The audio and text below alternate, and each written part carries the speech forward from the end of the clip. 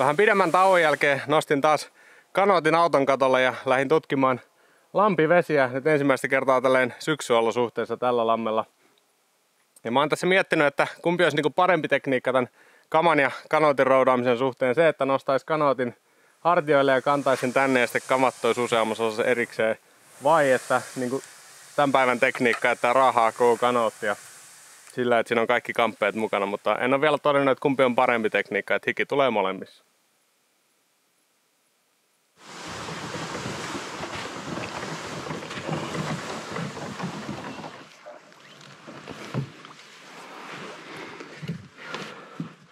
Nyt eletään tosiaan jo aika lailla kauden loppua ja vedet on jo kylmiä ja muutenkin mulla on tässä reissussa nyt pikkasen erilainen lähestymistapa kuin noilla aiemmilla reissuilla tälle lammelle. Eli edelleen kohdekalana ja toivekalana nahveja ja tiedän, että täältä voi saada ihan hyvän kokoisia, koska joka kerta kun täällä on käynyt yhtä reissua lukuun ottamatta, mä oon nyt 3 kertaa vai 4 kertaa käynyt täällä, niin joka kerta on saanut vähintään 30 plus 30 senttisen ahvenen ja kuitenkin niin kuin tuntematon paikka, niin siinä mielessä ihan hyvä. Mutta nyt mulla on ensimmäistä kertaa siis tarkoitus se, että mä vähän niin kuin vetouistelen täällä.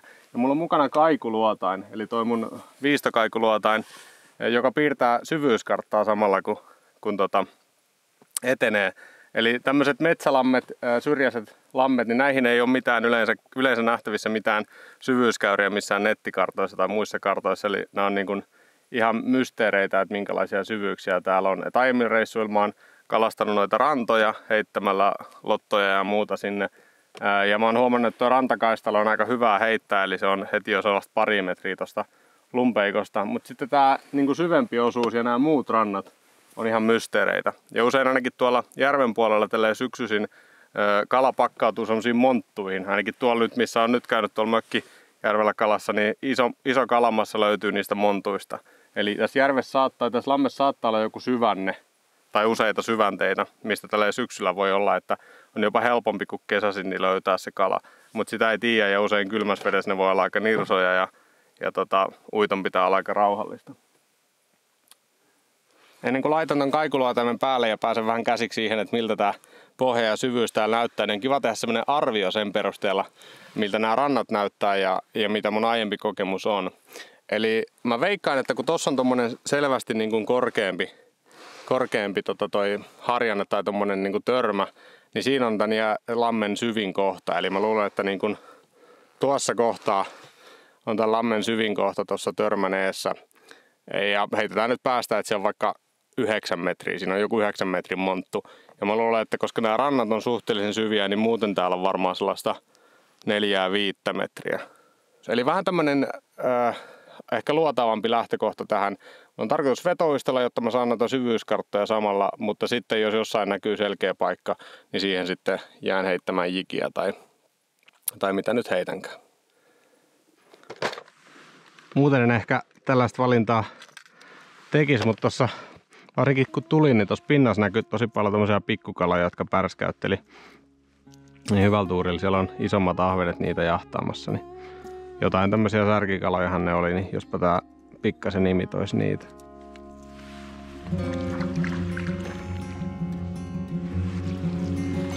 Tässä on itse asiassa 11 metriä vettä, eli ja vieläkin syvänä.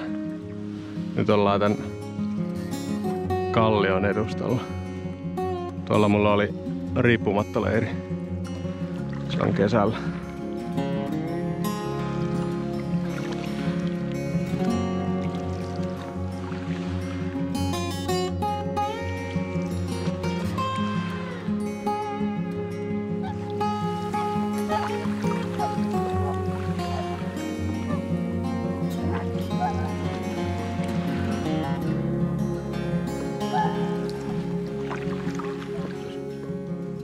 Kokeillaan nyt välillä jigaamalla.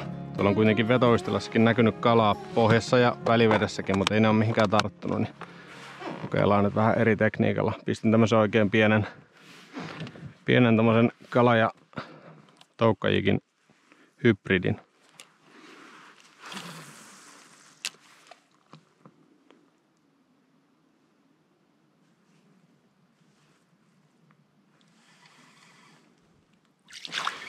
Oi. Tälleen valottelin ja pompottelin. Siellä kävi hyvä tärppi. Ensimmäinen tärppi tänään. Aika tosiaan tämmöiseen paikalla olevaan jikiin.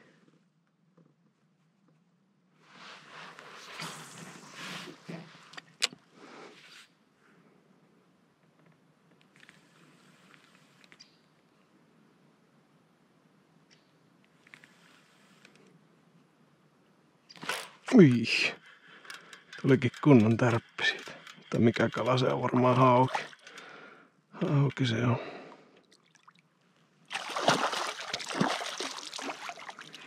No, jotain elämää kuitenkin.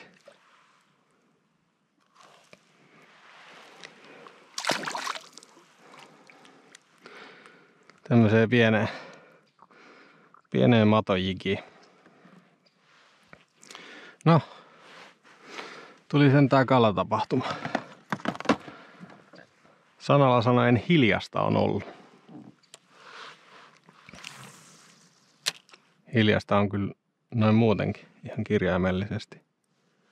Ei kuulu yhtään mitään. Noi linnut tuossa pitää pientä ääntä, mutta muuten on ihan hiljasta.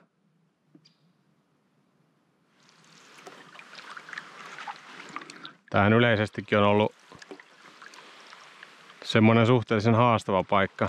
Eli niitä isompia plus 30 sentin ahvenia on löytynyt, mutta niitä ei ole tullut kyllä kertaakaan mitenkään monta. Et maksimissaan 2 mä oon sellaista saanut per reissu. Pientä on tullut aika hyvin kesäaikaa ajoittain, mutta sitten niin kun sellainen välikoko on puuttunut melkein kokonaan.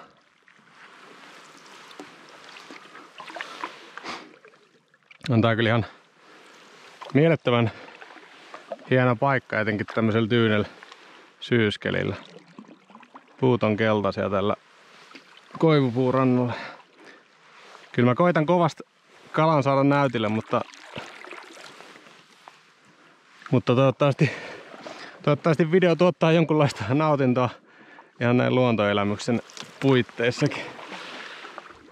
Aika lepposaa ja kaunista on nimittäin meloskella täällä.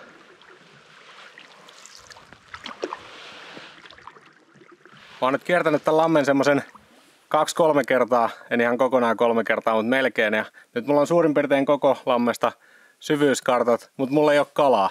Eli nyt pitää lähteä keksimään, että missä sitä kalaa voisi olla. Mä oletin, että se kala löytyisi tuolta jostain 4-5 metrin penkalta, tai jos nyt penkaksi voi sanoa tuon syvänteen laidoilta, mutta ei löytynyt. Ja ehkä eniten, missä on niin jonkunlaista kalahavaintoa on ollut ihan nämä rannat tästä niin 3 metristä siitä alaspäin.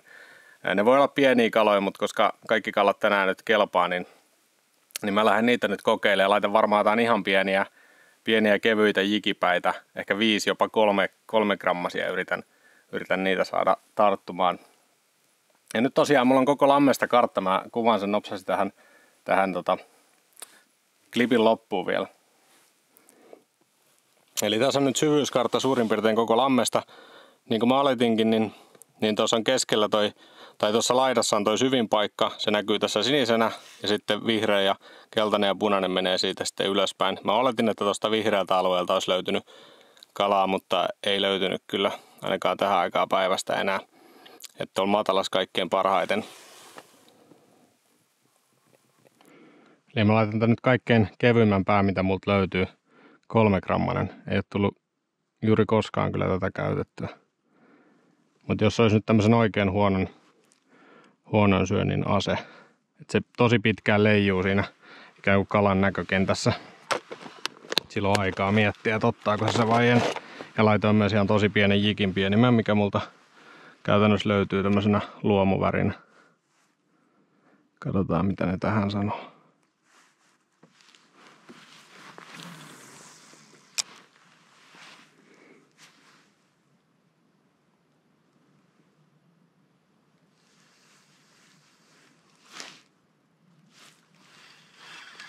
Ota. Ensimmäinen kala. Pieni, mutta kuitenkin ensimmäinen. Sen verran pieni, että saa kyllä vapautensa takas. Semmonen. Aika tyypillinen tän lammen ahven. Ollut kesäaikaakin. Toiveena löytää pikkasen niitä isompia. hirveän pitkään jo valosa aikaa jäljellä, että jälleen kerran pikkasen oikukas tää lampi. Mut sitä maukkaammalta se tuntuu, jos nyt tähän loppuun niin löytyy niitä kaloja. Onkohan niillä vaan sellainen päivä, että ne ei syö mitään. Paastopäivä. Ai.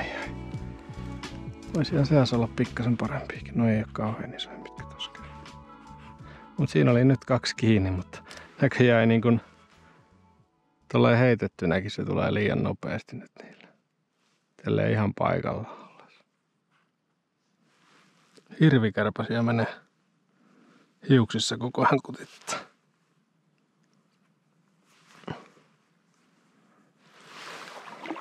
Käyn kokeilemaan ihan tän lumpeikon laidan. Jos ne kalat ois tuolla ihan niinku piilossa lumpeen sisässä tai jossain siellä. Et se ei näy kaiussa tai missään muussakaan.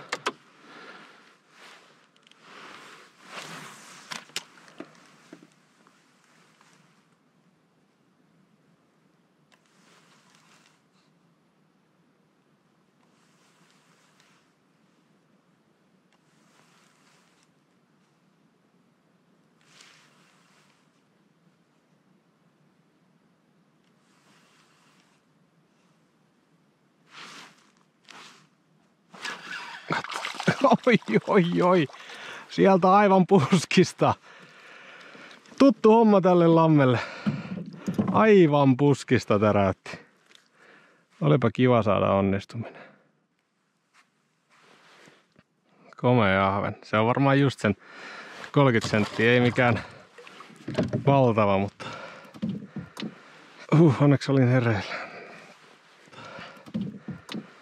Ne, jotka on kattonut näitä aiempia reissuvideoita lammelta, niin tietää, että joka kerta on ollut aika hankalaa.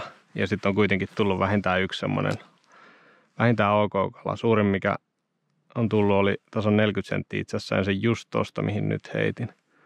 Tosin heitin ihan eri suunnasta ja oli ihan eri vuoden aika. Mutta aina aika eri tavalla arvottaa tuollaista yhtä hyvän kokoista ahventa, kun on ollut huono tai vaikea päivä.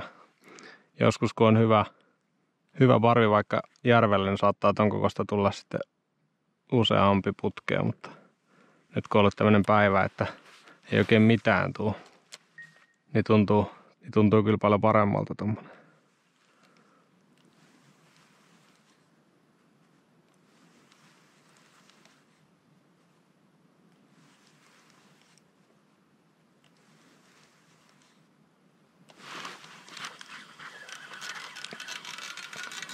Laukset ei lumpeeseen, mutta kala se on auki.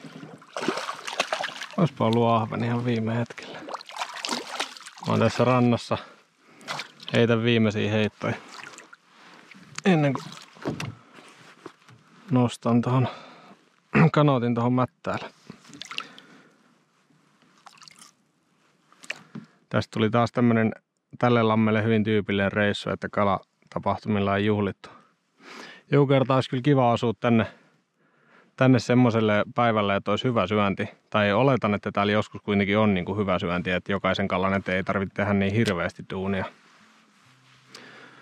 Mutta laittakaa kommentteihin nyt, että miltä tämmönen video maistuu, missä ei hirveästi kalatapahtumilla juhlita. Yksi tietysti ihan hyvä ahve, mutta olisi se kivempi aina, että pikkasen enemmän tapahtumia. Mulla oli itselläni niin kuin pääasiallinen tarkoitus melkeinpä saada tää lampi luodattua, mutta kyllä mä toivoin silti, että siinä samassa sivussa vähän niin kuin tulisi ahvenet kyytiin.